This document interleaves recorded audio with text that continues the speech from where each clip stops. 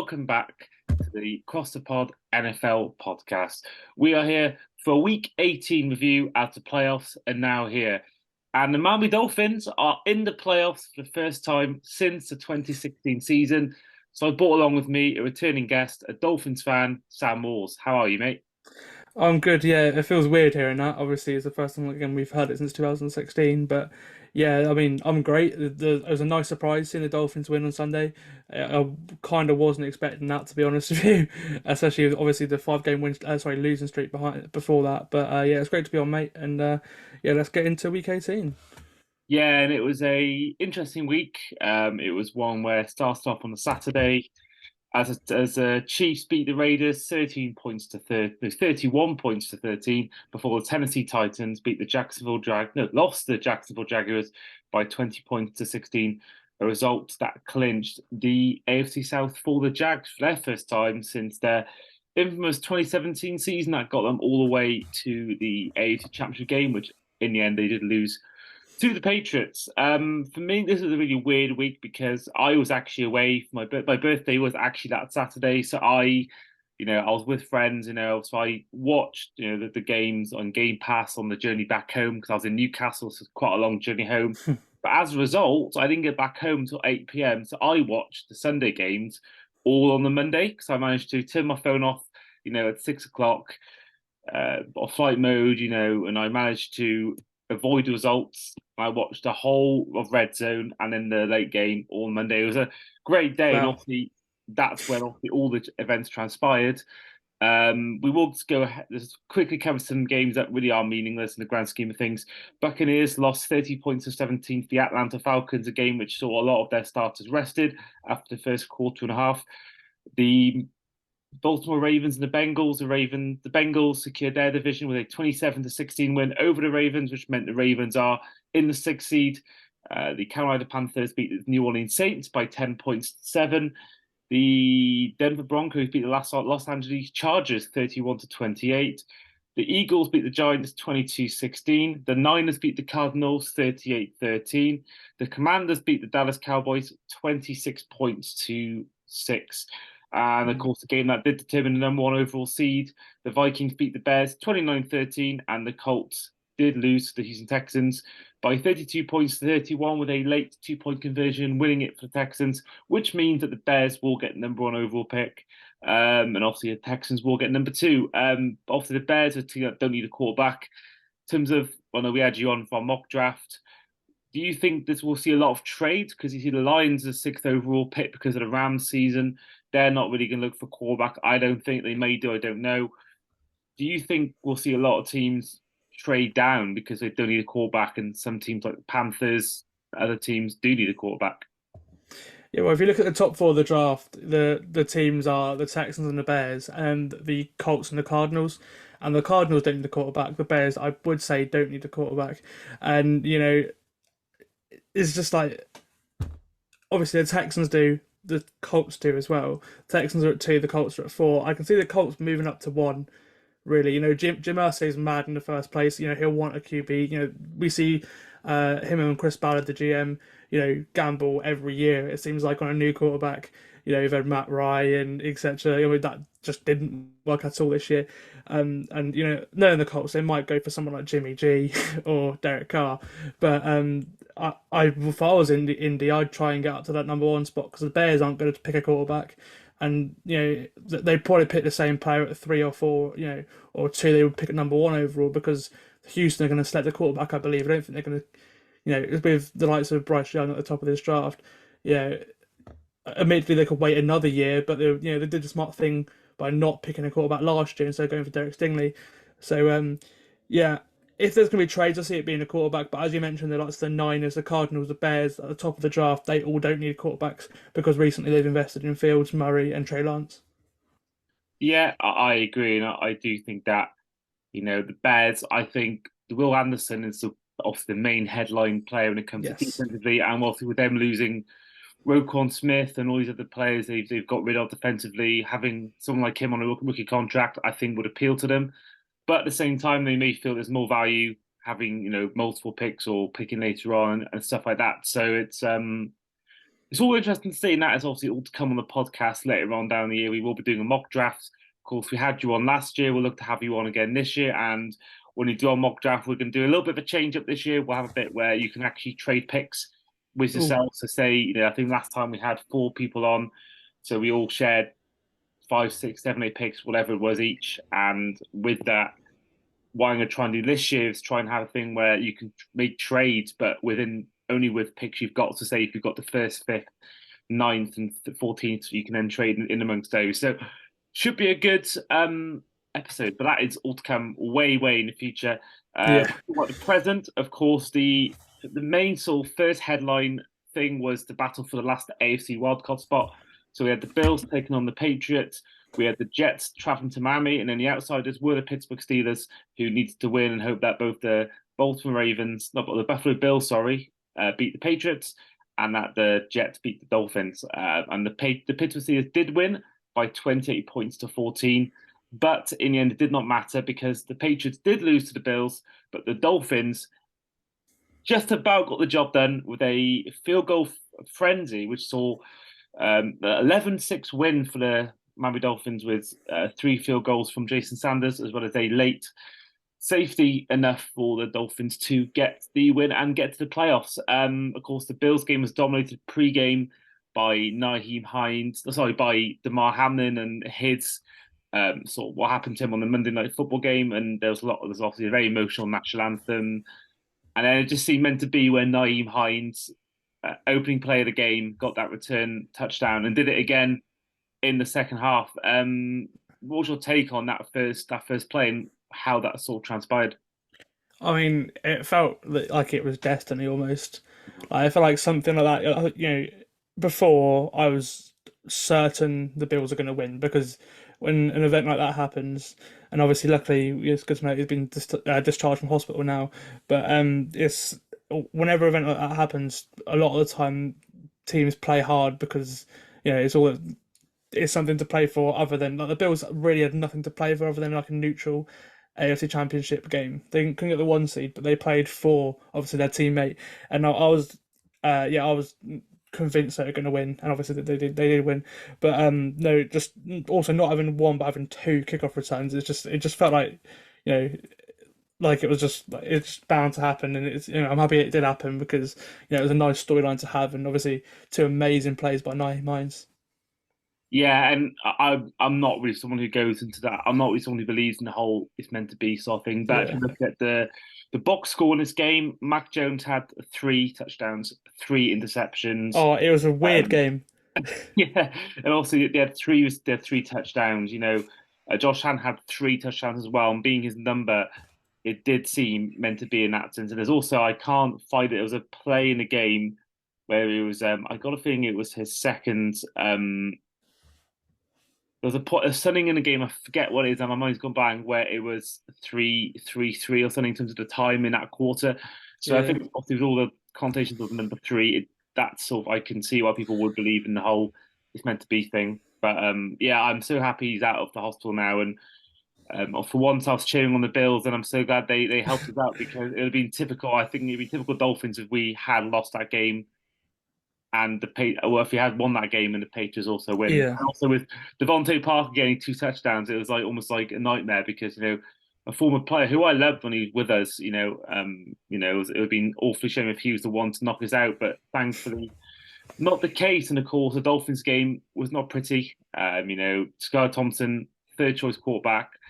Of course, me and you have both ranted on our own podcasts about the sort of the loss streak we had. Yes. We don't know whether Dolphins will be playing Tua, but I got to say, if it's Skylar Thompson playing in that Bills game, I can't see us getting anything out of that. Oh yeah, if it is Skylar Thompson, I think it'll be a blowout. It'll be a blowout. Just again, Buffalo, one of the best teams, if not the best team. And yes, they've had some injuries this year. Have not having Von Miller is huge for them. He was the cherry on top of their defense. But yeah, with Tua in the game, or at least maybe with Teddy in the game, if Teddy's finger can miraculously heal over the week, which might be the only things they actually could do. Yeah, if that happens, then I feel like the Dolphins could be at least competitive. Score a couple touchdowns. But the offense we saw on Sunday against the Jets was it was like watching the offense with the previous 2 years, with Chan Gailey and then obviously the two offensive coordinators last year as well. There wasn't a quarterback uh, coordinator or play caller a gel that there is now with McDaniel when two is in the game. It just was bad football on the offensive side of the ball, but you expect that of a third string quarterback, especially a rookie as well. But yeah, no, the Dolphins scrape their way in, but it's good to have him in. And if Tua hopefully is okay, I don't think he will be, but if he does clear concussion protocol, then yeah, I think it will be some sort of a game. Yeah, I agree. I Yeah. mean, I think personally Teddy will play. I don't think Scar Thompson has proved enough. And I think Teddy Bridgewater, I think from what I'm seeing, will be all right to play in the game. And if he is, then I think I'd have more faith in him. Because I think Yeah. now, that Patriots game, there was a lot of time where actually it looked okay. And also Mm. then the injury It just happened. collapsed. Yeah, just all around. But for me, I think if we lose, we don't lose. I think it's just good to be involved. I know there's a saying that, what's the point in getting in if she's going to lose in the first round? But we've been in the playoffs twice, 2 seasons before this season, since Marino retired, and that was 2000. I've only seen us play one game in the playoffs in my entire time as a fan. I've been a fan since 2009, 2010 sort of time. So for me, I think, and I'm sure you're the same as me, it's just great seeing our name involved and doing the Sky Sports Super Bowl Challenge. It is great to see Yes. the Dolphins actually is one of the teams in there, which I've not really seen too much. Oh, it's excellent. I mean, like just what watching that game on Sunday. So I'm struggling to speak about it. It's just watching that game on Sunday. I was like, oh, but it might be better to lose this game because I don't want to see the Dolphins blown out. Especially with Skylar Thompson. But then when it actually happened, I was overwhelmed. I was like, hang on a minute, what the hell has just happened? I think it's because I sort of psyched myself into thinking the whole week that the Dolphins were going to lose. So it's like, oh, if we do lose, I'm kind of expecting it. So when the Dolphins did come away with that win, it was great. And yeah, it's nice knowing that when all the coaches are fired and everything, that the Dolphins are still got some football to play. It's a really weird feeling to have, like just knowing that once the new league year kind of starts and everyone starts to reset, your team is still in the hunt if you put it that way. Yeah, I was certainly very emotional when that Mm. Sanders kick turned in because I think it was. Especially with how bad he's been as well. Like Jason Sanders this year, one Mm, of five and 50-yard plus field goals. To have a 50-yard field goal to win it, kind of, or essentially win it before the safety was massive. yeah, I agree. I think it was certainly nerve wracking. I was saying because I was watching it with my dad, and I was saying to him, I don't know how these fans of these good teams do this every year because I found Mm. it awfully tense. Normally, this time of year, our games mean nothing. So for me, it was so tense. And I think even when the kick went over, I was still thinking in my head, right, we've got to just hope the Bills get the job done and don't mess us up. But then when that Bills game ended, that's when I really started to get emotional because that was real realization kicking in that we are actually in this. And I've seen so many years. I've seen the Joe Philbin years. I've seen the Adam Gase years. I've seen. I loved Flores, and I liked those 2 years. But Same. and then having him go, and then McDaniel come in, who I've absolutely loved. I do question at times his coaching. At times, I think sometimes he's been a bit exposed. But I think all these years we've had, of missing out on playoffs and being nowhere near the playoffs, and just having no real hope going into each season. I think it really is just it's such a good time to be a Dolphins fan. I realise there's been a 5 game losing streak, and I realise that it's not perfect, and I realise that we probably are going to get left exposed in the Bills game, but you do never know. I mean, I remember everyone when the Eagles lost Carson Wentz, everyone was saying the Eagles were done. There's plenty of shocks. The Seahawks 7-9 beating the Saints. I think the Beast Mode, famous game with Marshawn Lynch. You just don't know. You just don't know what's going to happen on the day. And we've given Bills, albeit with Tua, we've given the Bills 2 games this year where we've beaten them and we've ran them close and should have won the other game. So when Tua's healthy, we've had the Bills number, and I think that if Tua can play, I don't know, I don't think he should, but if he does play, then absolutely brilliant. But I think Teddy Bridgewater is capable of for having some sort of miracle moment, some sort of Nick Foles moment or Tim Tebow moment, as I Yeah. call it. So I think absolutely good to be in it, and I think that we have to have some faith. I think 8 out of 10 times, 9 times out of 10, these games are won by the Bills. But I think there's a tiny glance that there could be an injury to Josh Allen. There could be Stephon Diggs could be targeted out the game, and Gabe Davis could go down injured. You just don't know. And I think that if you're listening or watching on YouTube and you're a Dolphins fan, we have to believe and we have to have some sort of faith, whether it's 2%, whether it's 99%, we do have to have that faith. I'm so looking forward to Sunday, Mm. watching Tottenham Arsenal, heading straight on then to Dolphins Bills. It's going to be a great day of sport, and I just really hope that when my dad comes back from his weekend away, I can tell him the Dolphins beat the Bills.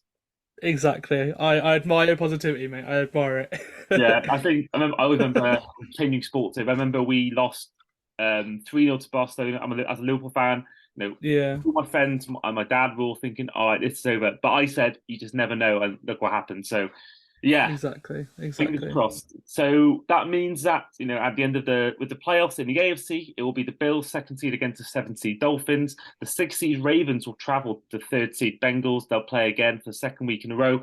And then the Jacksonville Jaguars to fourth seed play the fifth seed Los Angeles Chargers. Now, heading on to the other games and what happens to the NFC, since the other meaningless games, we covered them, so we're going to cover the NFC battle. So the first off saw the Seattle Seahawks defeat the Los Angeles Rams 19 points to 6, which secured their place as still in it, and that did eliminate the Detroit Lions, which annoyed me because I was looking forward to really winning your in sort of game between those two.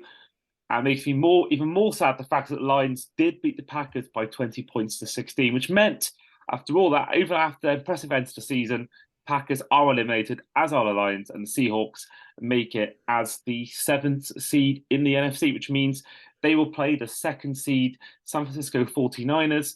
The third seed Vikings will host the sixth seed New York Giants.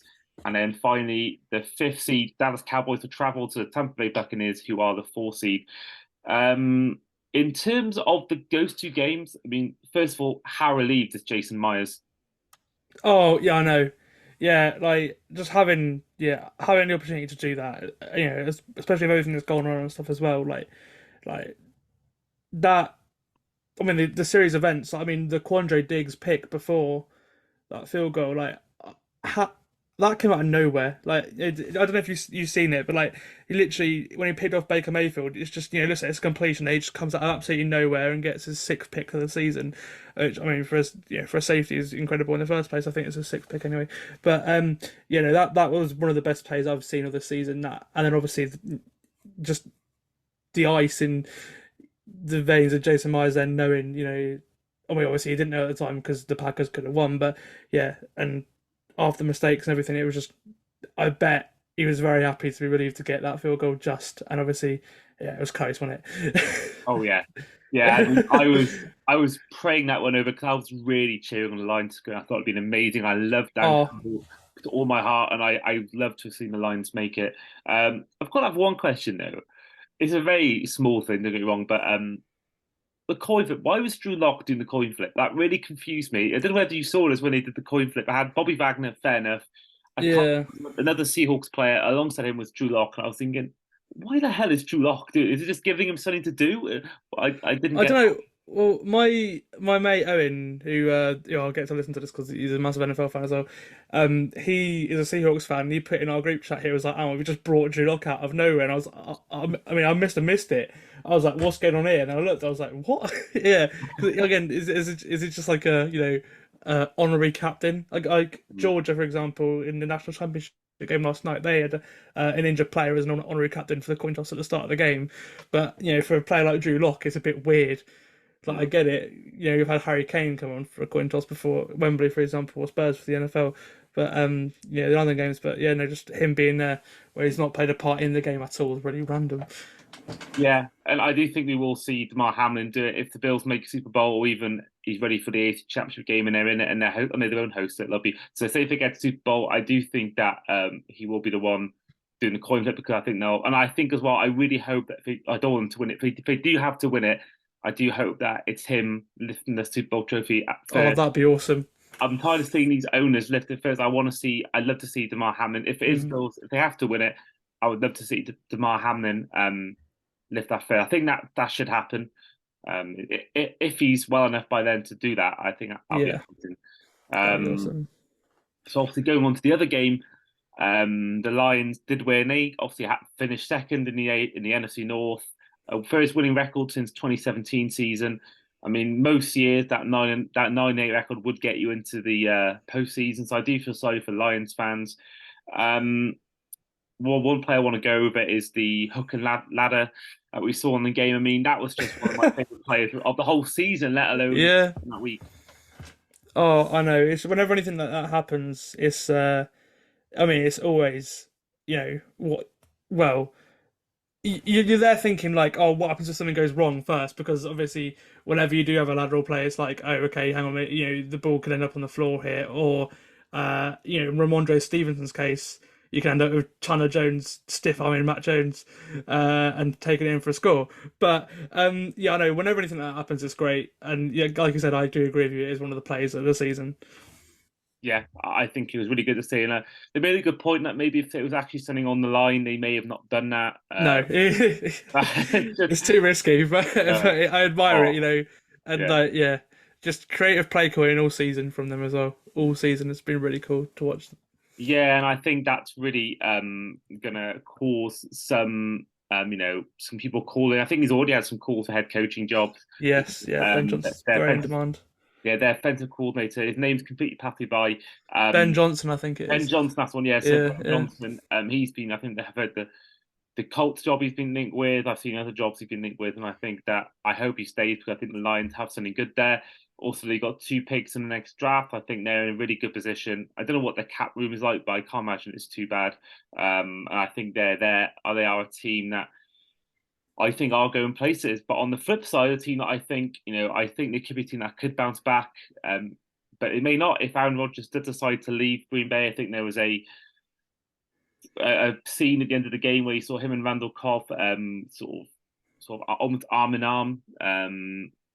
First of all, what's your take been on the Packer season overall, and then also whether you think Rodgers will stay or not as a Green Bay Packer? yeah. With Rogers, I don't know. I mean, everyone says he could retire. If I was him, I wouldn't want to end it like that. Throwing an interception and walking down the tunnel at Lambeau with Randall Cobb. It's not. It's not. I mean, that's not how you want to end it, especially at Lambeau Field. But it may be. Obviously, Jamison Williams, the young Lions receiver, asked for his jersey at the end of the game, and then Roger said, "I want to keep this," which has caused a massive stir now because if it maybe wasn't like his last game, wasn't thinking about that. Why wouldn't he just give the jersey away? And yeah, I mean the Packers season's been a roller coaster. Obviously the winning the. I think before their win streak, I think maybe after their second win, they had a 6% chance of making the playoffs, and they got to being within, win and you're in scenario in general. So it was like a miracle to even get to there in the first place. Like what drop one game and they were out of it completely. And yeah, with Green Bay, they've not been good. Their offense is well, it found a spark late in the season. The emergence of the likes of Christian Watson and for example, players like Quay Walker have been playing well, but he kind of cost them the game as well. Getting uh, ejected for pushing over the Lions trainer. Things like that, just stupid mistakes. Rogers throwing the pick. Like the Packers, this was the Packers' game to lose, and they lost it. And the Lions played hard and didn't really make too many mistakes. And that's ultimately where the game was won and lost, really.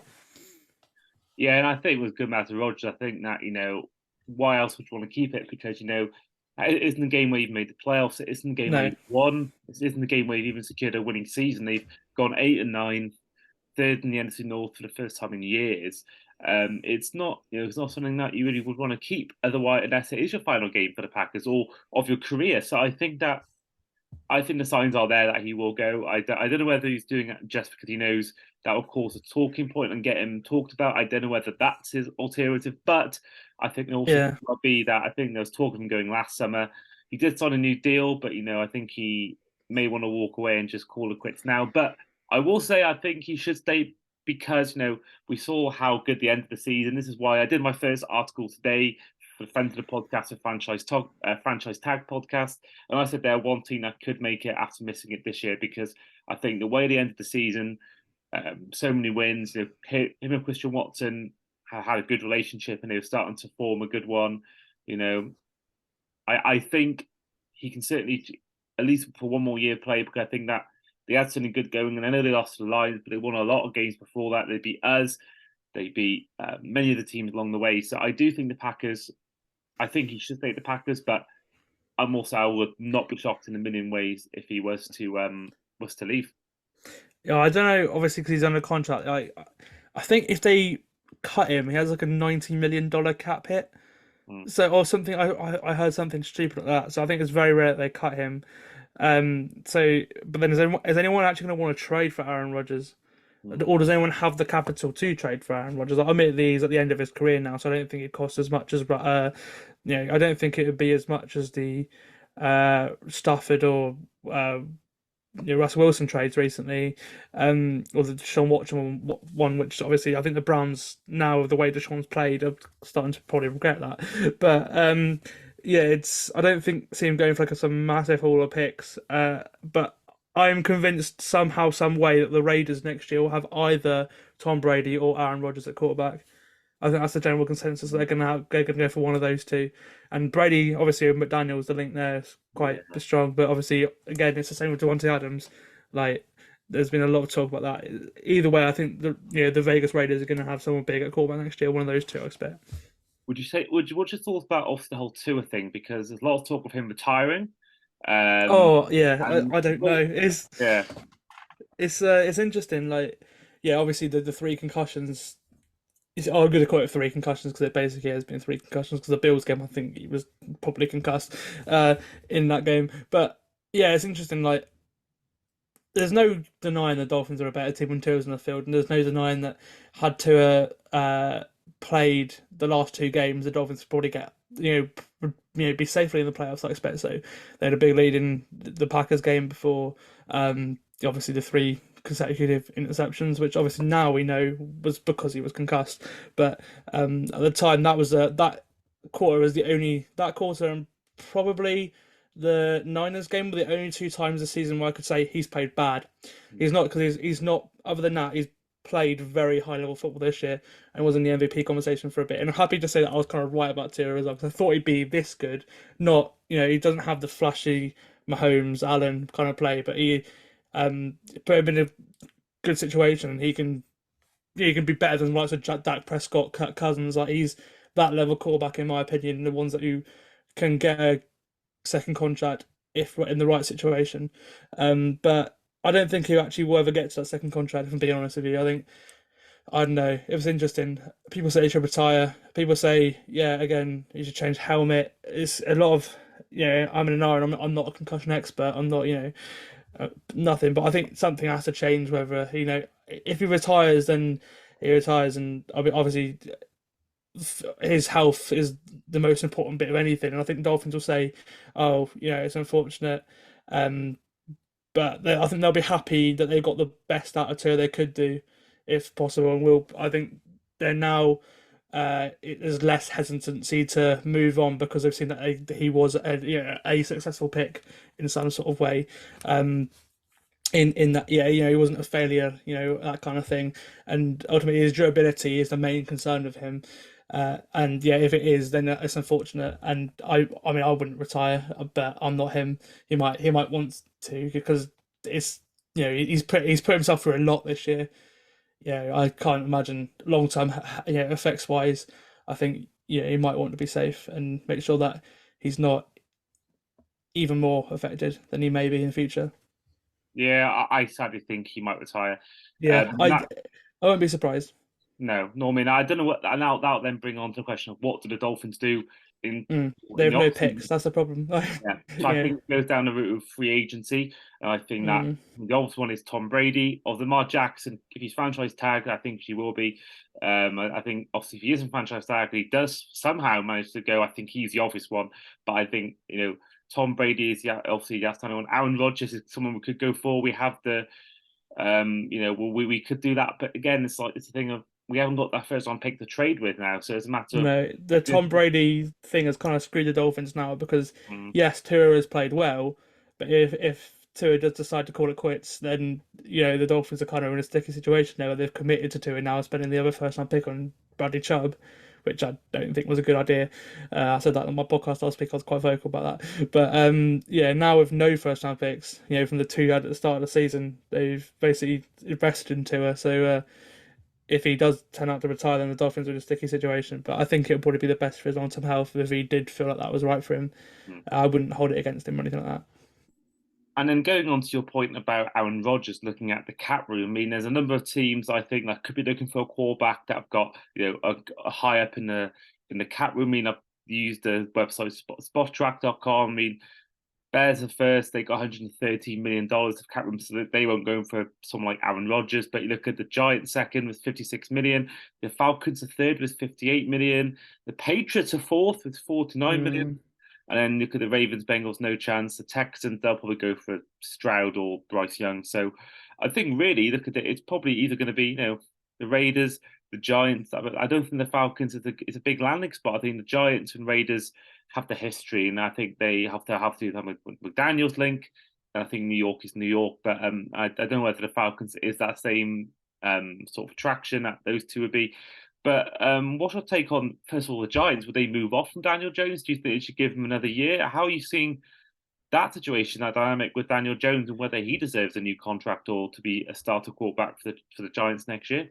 Well, Daniel Jones is in a similar sort of situation to Tua, really, where people have gone from seriously is he a draft bust to he's played very well this year. They've both got teams into the playoffs, and like if I mean he's not been to the level of half the AFC quarterbacks, but Daniel Jones has probably been the fourth or fifth best quarterback in the NFC.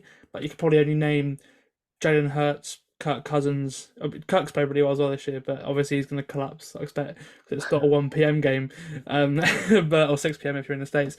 I know the other way around, but yeah. No, I think Daniel Jones has played really well this year, and I think a lot of people will be surprised if they are tuning in for the first time in a Giants game this year, this season, to see how well. I expect he will play with Brian Daboll's help, obviously, on Sunday. I think it's interesting because, like I said, they've got a lot of cap room, but I think that they were talking about paying him. I don't know. It'll be interesting to see what happens, but I think he's done well to give himself another year. Daniel Jones. I don't. He's not like he's a yes. You're going to replace him, but they might move off him because they might feel like, oh, we're in a situation where we could win now. I don't think the Giants are, but they might believe that, especially in the NFC. To be fair, but yeah, they might go for someone like Rodgers, but I doubt it. I can see more. It's the San Francisco's because I don't think the Niners are actually that committed to Trey Lance. If I'm being honest with you, like Brock Purdy and Jimmy Garoppolo both have looked better than Trey Lance did at the start of the season. If I'm being completely honest with you, yeah. So obviously with Rodgers, it's more the Niners, the Raiders, the Patriots maybe, but wouldn't that be funny? Better chicken Aaron Rodgers. Oh, it would be. That may be a situation, but I think Jimmy goes to the Patriots or the Jets. I think that's his two best landing spots in my opinion. I still think I still think Tom Brady there's a chance he might want to go back to the Patriots. Maybe, but him and Retire Belichick there. fell out, didn't they? Like, I don't know. I mean, I don't know whether Belichick may be on the verge of retiring. I don't know what his situation is, but I think he said he's gonna come back for another year. He said he's gonna, which I was. Is this news just come out recently? It was yesterday. He said in a press conference he was asked do you think you'll be back for next season? He said, yeah, I plan to come back, and he also didn't commit to Matt Jones, which I thought was very interesting because I mean he's not really played well this year, but but it's obviously a whole Bailey Zappi thing that basically confirms that he's not really a fan of Matt Jones. So I think New England will probably look for somebody else at a quarterback next year. Yeah, I mean, I put all that down to Matt Patricia in my eyes. I mean, yes, true. It's the whole reason for Mac Jones's aggression, and I think he's the reason. I mean, you saw it in the game on Sunday. I mean, the Patriots had a really good first half offensively. I think him and Devontae Parker had a great game, a great connection between them. But then as soon as Nyheim Hines went in for the second touchdown, it's like in Mac Jones's brain, he just completely switched through two completely horrible passes. Obviously, in the middle of the two interceptions, there was that big touchdown throw to Devontae Parker at the corner, the front corner of the end zone. But no, it's just like he just was throwing the ball anywhere basically. Sort of like Baker Mayfield-esque. That's like that kind of audio, like Jets Sam Darnold. That's how Matt Jones was in the second half of the game, and yes, on Sunday. But no, again, the Patricia Joe Judge offense just hasn't worked, and it'll be interesting to see what the Patriots do in that position, or that side of the ball next year, because I think it probably will be completely different. Yeah, I think they may have a complete just revamp. They'll get rid of Patricia, probably get rid of Joe Judge, just talk of Bill O'Brien coming in as the OC. I think Cliff there's a lot Kingsbury's of an change. option as well because he was with All Belichick before. shout. Of course, That would he be. one I of saw the that the other coaching day. casualties. And Mm, yeah, I think it's a great chat. I think Cliff Kingsbury for me is someone that I think he'll be a great OC, but not a great head coach. And I think yeah, he's certainly something that I think a lot of teams will look at. I think for an OC position. yeah, I believe so as well. I think obviously in Arizona it's been a mess for years. I mean, there's talk that Kyler Murray might even be back for the start of next year at this Gee. point. So obviously got Steve Keim resigned as well for health reasons. There's new coach, new GM, uncertainty of Kyler Murray. Obviously, the contract. It's a very like if I was a team going, sorry, a head coach, potential head coach going for interviews, I'd probably put Arizona right at the bottom of my list with the Texans Mm. as landing spots because they're just not attractive whatsoever.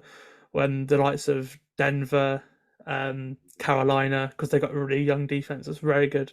Uh, yeah, those sort of places are a lot higher up on my list, I'd probably say. And yeah, I don't think the Cardinals are going to end up with anyone good at head coach. It'll be interesting to see what happens with them, I guess. Yeah, it certainly is. I'm looking forward to seeing. Steve Wilkes is a big, and Vance Joseph as well. Obviously, both of them have been in the building before. Wilkes has done a great job with Carolina at the end of the year, but I expect they're two that I've heard. But just promoting your DC Vance Joseph to head coach would be odd because that's continuing what you had before. So Mm. I think that wouldn't make sense to me, but that's what I've heard. Yeah, I mean, this may or may not be, I don't know, a controversial opinion, but I don't think Steve Wilkes deserves the job for Carolina. I don't think No, no, no, no. he got lucky that the division was so bad. I mean, 6-9. I mean, I want to get Interview invested. him, sure, but maybe Yeah, not give him the job. Like, yeah, I just think that yes, they were close. They could have won a division. They were close, but Steve Wilkes 6-6 record is it's not brilliant. I mean, it's better than Matt Rule was doing, and I think it was an upgrade in that sense. But I don't think. I think I it's a bit like the Rich Bisaccia last year with Gruden. Like mean after that. after Bisaccia led him to the very end, obviously into the playoffs, but he didn't get the job because at the end of the day, Rich Bisaccia is not going to be a good NFL head coach. Well, I don't Especially, know. I thought he did a good job with the Raiders. I think with all the turmoil that was going on, with all the oh John, yeah, and to I come guess, in and do yeah. all that, I actually was saying he should have got a job. But That's I what the think he Colts were should progress. hoping for with Jeff Saturday, and that didn't work after No, the one game. That just terrible. didn't work. No, against the Raiders, funny enough. Yeah, Oh yeah, that was day is the rate oh, both terrible organisations in the first place, to be honest with you. So yeah, awful, awful. yeah. It's yeah. I think I think we'll see a lot of change. I think even look at the Chargers. Brandon, I don't think Brandon Staley is completely out. I mean, I have to say, I mean, why was he playing his starters in that game? I get the whole thing about they could be Mm. rusty. We saw the Ravens happen to the Ravens. They missed a week and they were rusty, but why would you risk it? You've got the fifth seed lockdown. There's nothing risky in your game. The game is absolutely pointless. And what happens? Joey Bosa gets injured. Mike Williams gets injured, and they're saying And there they lost. it's They not, start. and they lost. They didn't even win the Yeah, their game. starters lost to the Broncos. It's not like they've won. Yeah, Hmm. they lost. Like Yeah. Russell Wilson actually looked okay. He looked really good in the game. In the game on Sunday. Again, he's been freed from Nathaniel Hackett. It's probably a good reason why. But the last couple of weeks, the Broncos' offense has been completely different to what it was at the rest of the season. Like that kind of just tell you a lot. Like they lost to the Broncos' offense. With the Chargers, and yeah, Mike Williams especially, that's gonna be a huge loss because we saw Herbert without him and Keenan Allen at the start of the season, and this has been Justin Herbert's worst season of his career. Hmm. Yeah. So And yeah, I just think that with all the stuff went on with the timeout decision last year in the final game against the Raiders, it was just that I think there's some for me. I got some serious questions about Brandon Staley, and I think that he could be one of the first head coaches to lose the job, especially with someone like whilst in the playoffs, especially with someone like Sean Payton available. You can't not go to if he's available, you yeah. can't not say yes to that. So I think that he could be To be one. fair, He yeah, could be I the was just best. gonna say his coaching in. in the sorry, go on. Sorry. Sorry. You go.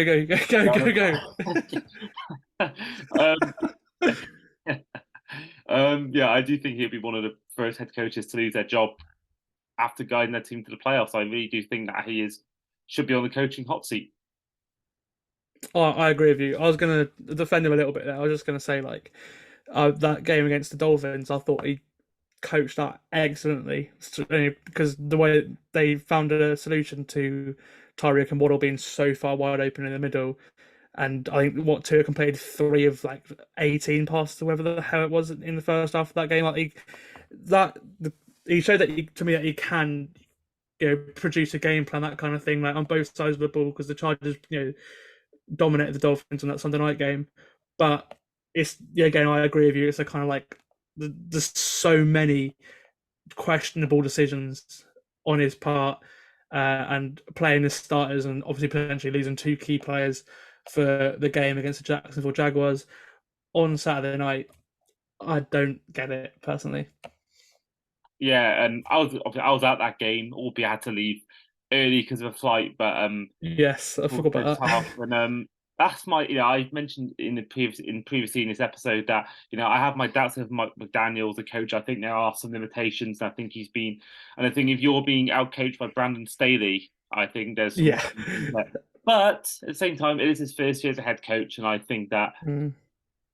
you should be let these things go in the first year. I think he gets a sort of a get out of jail free card, because I do think that he is still learning. But I think if that happened in the third or fourth year, I think then different story. And I think that whilst I got my reservations about him, I do think at the same time, give him another year to learn the job, he may change my mind on that. And I do think that if he had Flores in charge, it would be a 12-13 win team, but that's just my personal opinion. But before we do end the podcast, we just quickly end with some of the sort of stat leaders within. So passing yards leader was Mahomes, over 500 yards more than second place Justin Herbert. He also had the most touchdowns, so he had 5,250 yards and 41 touchdowns, which was 6 more than Joe Burrow. The most sacked quarterback of the season wasn't Burrow, surprisingly. He was sixth in the league, which is a massive improvement for them. Joint leaders were Russell Wilson and Justin Fields. Yeah, Now, that's no surprise. no, not at all. I mean, looking at the quarterback rating, it is Mahomes number one, with Josh Allen number two, and then Tua number three, which is something that surprised me. Rushing yards leader was Josh Jacobs with 1,653 yards, and the touchdown leader for rushing wise was Jamal Williams with 17 touchdowns, which is 4 more than second place Derrick Henry. And then the receiving leader, yards wise, was Justin Jefferson with 1,809 yards, with Tyreek Hill in second place just behind him. When it comes to touchdowns, the leader was Devontae Adams, who had 14, with Travis Kelce number two with 14. Defensively, of course, the sack leader, for me, the lock for Defensive Player of the Year, Nick Bosa had 18.5. And second place, gone under the radar, really, tied as Myles Garrett, was Hassan Reddick, who I've been a big fan of on this podcast. They both had 16 touchdowns. And the leader when it came to total tackles was Fasoye Olakun. And then before we do go, we are going to quickly run through our leaderboard when it came to our predictions episodes. We did it throughout the season. Not every week we did it, but most weeks we gave it a go, where we gave all our guests a chance to predict the winners of the week. And then they got points and all that. So last week, week 18, I had Liz Bandari, also known as NFL Girl UK. She got 10 correct scores, whereas myself, I did get 12 correct scores, which does mean at the end of the score, actually, before we do that, what we had, so the games like I got wrong, I had the Buccaneers beating the Falcons, I had the Jets beating the Dolphins, the Cowboys beating the Commanders, and the Packers beating the Lions, whereas Liz got 6 wrong. She had the Packers also winning. She had the Dallas Cowboys winning. She had the Chargers beating the Broncos. She had the Browns beating the Steelers, the Saints beating the Panthers, and the Colts beating the Texans, which I'm quite proud of that prediction. Put the Texans to win that game. So we have a final leaderboard. So sadly, in last place with 2 quick scores is you. Yes, let's go. So in week 6, you got 2 correct scores, so you Oh, do remain bottom. I'll try and think of a punishment when it wow. comes to. I mean, I will say you were ill. I will give you the benefit of the doubt. Oh yeah, that honestly, that podcast was a nightmare. It was funny, but yeah. So you are bottom in 15th place. Hmm. So tied for 13th position is both Trev Scott from Beardy Sports from week 7 and also Dan for Louis from week 10, who both got 6 correct scores. And then leading up the table in 12th position is Freddie Harper Davis from week 8. He had 7. And then we have 3 people on 8 who are all tied in 9th position. Both Andre Dixon, and Georgian Sports got 8, as well as Chris Milner from National Vintage League. Dre and Georgian Sports were all the way back in week 2, whereas Chris was back in week 16. And then we have 3 on 10 who are tied for 7th. Liz obviously one of them for week 18. Zach from Beardy Sports in week 17, as well as Olivia, who was also from week 15. And then 3 were on 11 correct scores who are joined for 4th. Ollie Wilson from Talk Sport from week 11. Jonathan Dix from the Euro Trips podcast that I do with him in week 5. And then Fred Patton, formerly of Third and Goal podcast from week 15, which means the winners are myself from my week 15 and week 18 predictions with 12 correct scores, as well as Charlie from week 15, our Bills fan, and Paul Hope from 49ers Faithful UK from his week 4. He had the longest standing lead. He had the lead from week 4 and only really took to week 15 for his lead to be leveled. So congrats to, as well as myself, to Charlie and Paul. And we will be doing the same thing next season. And we're doing still podcasts throughout the playoffs. We are going to do a podcast with fans of each team involved and try and do a preview episode. We're not sure yet whether it's going to be just one giant bumper episode or whether it's going to be one episode per game preview. But we will find out soon enough what that would be. But yeah, this has been the Across the Pod podcast, NFL podcast. I've been your host, Andy. This has been Sam, and I will see you guys next time.